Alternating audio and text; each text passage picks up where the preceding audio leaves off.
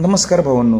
बैलगाडा क्षेत्रातील देव वृत्सम द्वादश मिंद केसरी बकासूरबद्दल अपडेट घेऊन आलेलो की बकासूर उद्याच्या मौजे एकविरा देवी केसरी 2026 मौजे कारला येथे पळताना दिसणार आहे की नाही. त्याच्यासोबत बिंदोडचा बादशाह मथुरची देखील अपडेट देणार आहे. त्याच्यासोबत बैलगाडा क्षेत्रातील रॉकेट गोटचा सर्जाची अपडेट देणार आहे. त्याच्यासोबत मिलिंद शेठ पाटील कोसगाव यांचा भुंगाची देखील अपडेट देणार आहे. तसेच बैलगाडा क्षेत्रातील शॉटगन मेहरबानची देखील अपडेट देणार आहे. या सर्व टॉप नंदींची अपडेट देणार आहे.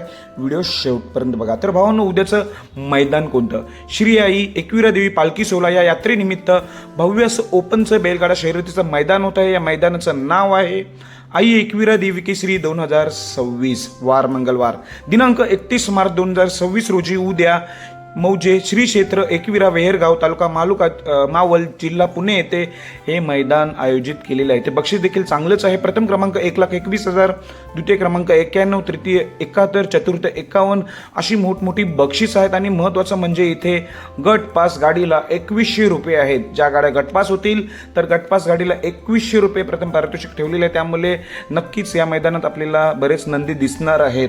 तर प्रथम अपडेट देतो बिंदोडचा बादशाह कुमार रणवीर राहुलभाई पाटील आडिवली कल्याण यांचा मथुरबद्दल. मगाशी मी व्हिडिओ टाकलेलीच आहे ऑलरेडी. तर उद्या मथुर आहे का? तर भावांनो नाही, कारण की त्याचं ट्रॅव्हलिंग खूप मोठं झालेलं आहे. त्यामुळे मथुर उद्या आरामावरच असणार आहे. मथुर उद्याच्या मैदानात दिसणार नाही. दुसरी अपडेट येतोय बैलगाडा क्षेत्रातील रॉकेट जो की आई एकविरा देवीच्याच नावाने पळत असतो असा घोटचा सर्जा पळणार आहे का? तर भावांनो, घोट सर्जा देखील उद्याच्या मैदानात दिसणार नाही. त्याचं कारण आराम देण्याचं, कारण की आता जे मोठं मैदान झालं जयंत केसरी त्याचं ट्रॅव्हलिंग खूप झाले. आता मी बोललो मालकांची, ते म्हणाले की आरामावच असणार आहे, आराम देण्याचं ठरवलेलं आहे. उद्या घोटचा सर्जा देखील आपल्याला पळताना दिसणार नाही. सध्या मुंबई बिंदोड क्षेत्र गाजवते असा मिलिंद शेठ पाटील कोसगाव यांचा भुंगा डॉन पळणार आहे का? तुम्हाला माहितीच आहे, गेल्या वर्षी भुंगा डॉन 1 नंबरचा मानकरी झाला होता, भुंगा आणि मेहरबान.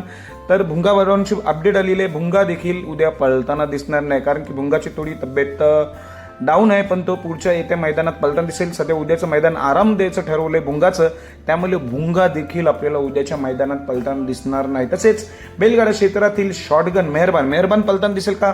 हा देखील गेल्या वर्षीचा 1 नंबरचा मानकरी आहे या मैदानातील.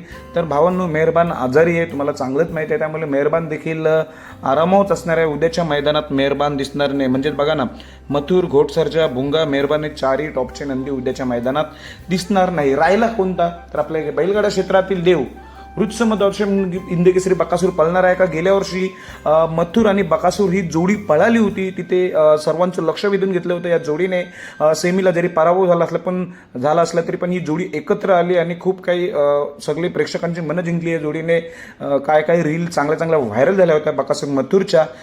गेल्या वर्षी सेमीला पराभव झाला, पण या वर्षी आपला बकासूर सज्ज झालेला आहे. म्हणजेच काय, उद्या आपल्याला बकासूर 100% पळताना दिसेल.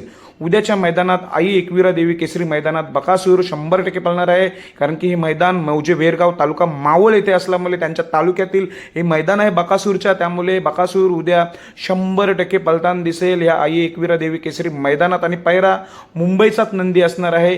समजेलच, पैराची व्हिडिओ नक्कीच स्पेशल घेऊन येईल, पण एवढी अपडेट नक्कीच तुम्हाला दिली की बकासूर उद्याच्या मैदानात सज्ज झालेला आहे उद्याचं मैदान गाजवण्यासाठी. धन्यवाद भावांनो.